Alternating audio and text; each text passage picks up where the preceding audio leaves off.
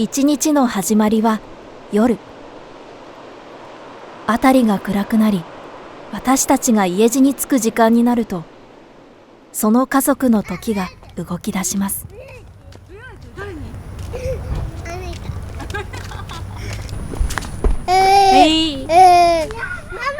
新賀由美くん0歳。生後2ヶ月である病気を患いました。紫外線を浴びると皮膚にやけどのような症状が出て皮膚がんを発症する難病、色素性乾皮症です。国内の患者数は推定300人から600人ほど。現在治療法は見つかっていません。なんか解放されたなっていう、今完全な俺ら普通だなっていう、普通に憧れますよね。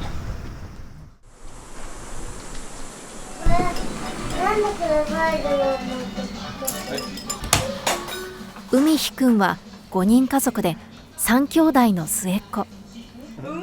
自宅のすべての窓に紫外線をカットする特殊なフィルムを貼り、家の中でも紫外線を避ける生活を続けています。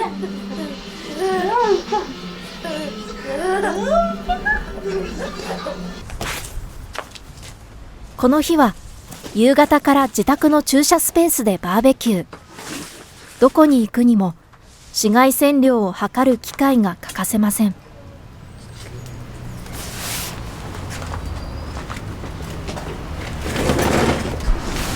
れだけやっても紫外線は少し出る。そう、普通の人はもう全く気にしなくていいレベルです。もうここですらない、絶対日焼けなんてしないんで、これで300とかなんですけど、普通の、500から日焼けするかもぐらいなんで、普通の日中は5000とかあるんで、でこっちは今5とかなので、僕たちは10以下とかで影になってても結構気を使わないといけない。もう影なんて全然意味ないですね。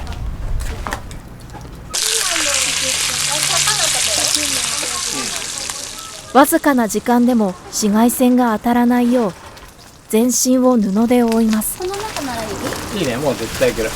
で、できるだけ隅の角の方にいなよ。隅の角ね。顔大丈夫？そういう線香ある？ダメ。もう一回やって。ダメ。当たっちゃダメ。わけわかんない。この病気の特徴がもう一つ。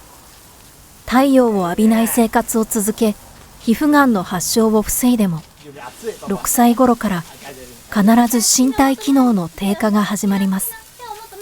症状は少しずつ進行し、長くても20歳頃までしか生きることができないと言われています。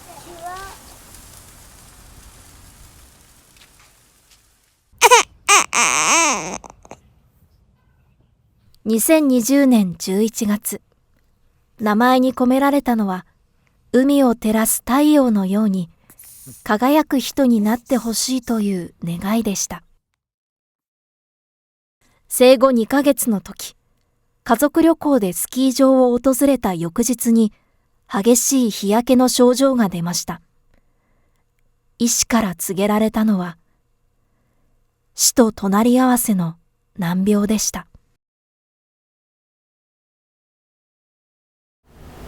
この病気遺伝なので 100% で私と主人のせいなんです。なのでごめんねって感じでこう毎日思ってましたね。産んでごめんねって言ったら本当になんか悔しくなっちゃうんですけど、でも病気にしてごめんねって、だから絶対助けるねって思います。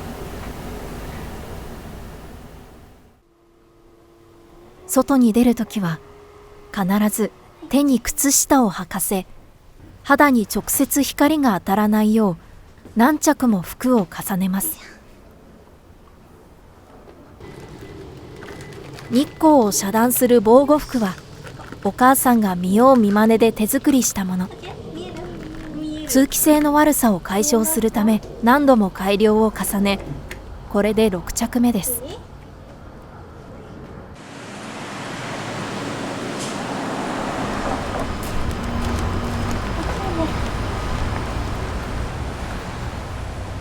最も心配なのは皮膚がんの発症ではなく、身体機能の低下がいつ起こるのかということ。その始まりは難聴だと言われています。そうですね、すごいスムーズでしたね。で、一応これからの予定としては、5、6歳ぐらいになってきて両耳の聞こえが悪くなってくると、補聴器をつけましょう。ただそれがどんどんまだ何も症状が出ていない今のうちに病気を治したい。それが両親の願いです。ありがとうございます。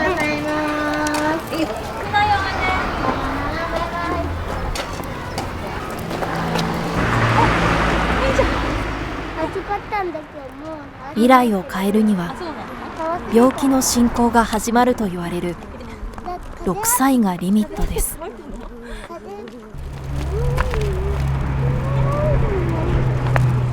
こんな感じなんです。よいしょ。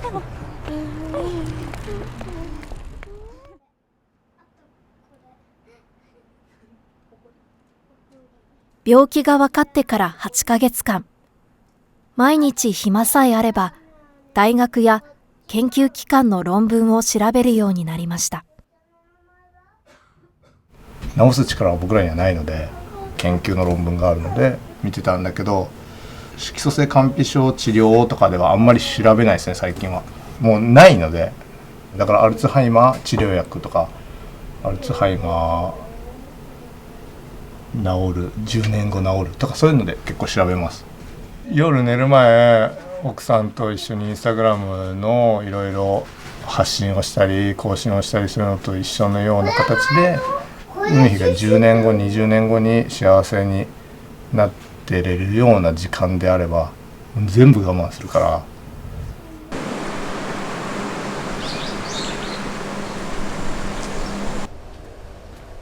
少しでも手がかりが欲しいと神戸大学や大阪医科薬科大学にも通いました。遺伝から発症するというこの病気、たどり着いたのは近年世界的に注目を集める遺伝子治療です。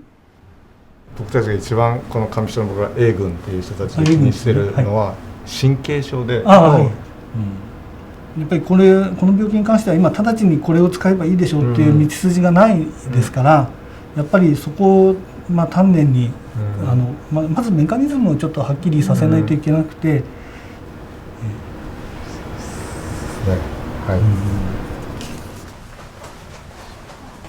かすかな光を期待して全国の遺伝子治療の研究機関を駆けずり回りました。一般的にはそういうモデル動物を使った基礎研究に数年、安全性副作用が出ないかとかですね、そういうことを見るのにやっぱり数年、その後本格的に承認されるのはそのまた最長7年のうちにもう一度承認申請をしてからということになるんですけれども、しかしここでまた希望の先に待っていたのは治療の手立てがないという現実でした。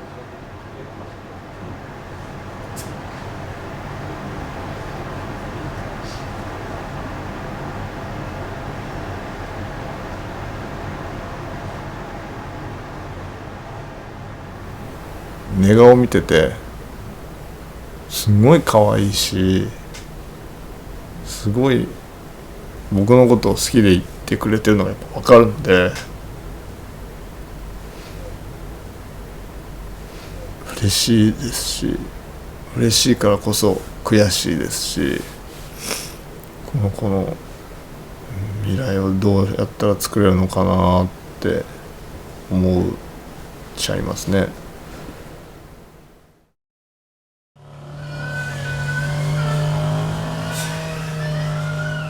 生きていることは死に近づいていること。我が子に与えられた時間は限られています。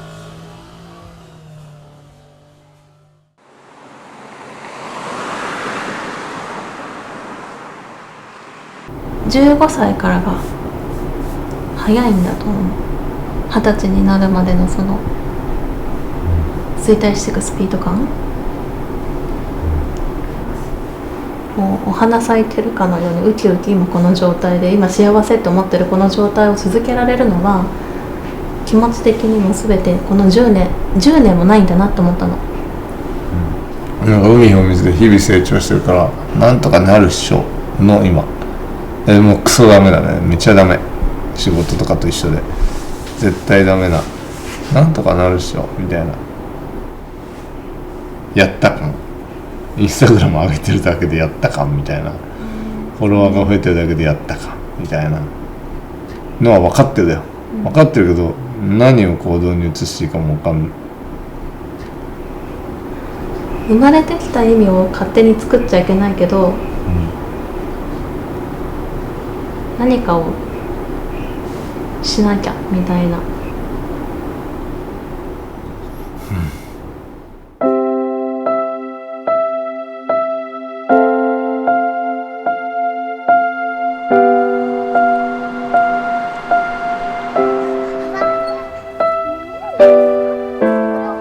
現実から目を背けてしまう気持ちと諦めたくない気持ち、心の中で何度も問いかけます。残された時間をどう歩むべきなのか。ぼーっとこうやって座って待ってても奇跡なんて誰も持ってきてくれないよって思うんです。こう海人いる時間を大切にしたいと思ったら、今後先10年先15年先、もしそう思った時にはもうじゃあおしまいっていうふうに思っちゃうかもしれないですけれども、この7年8年は多分諦めることはないと思います。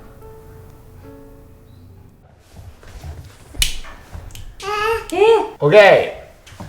はい。Happy birthday to you. Happy birthday to you. Happy birthday dear 海日。Happy birthday to you. 海ちゃんおめでとう。海日おめでとう1歳。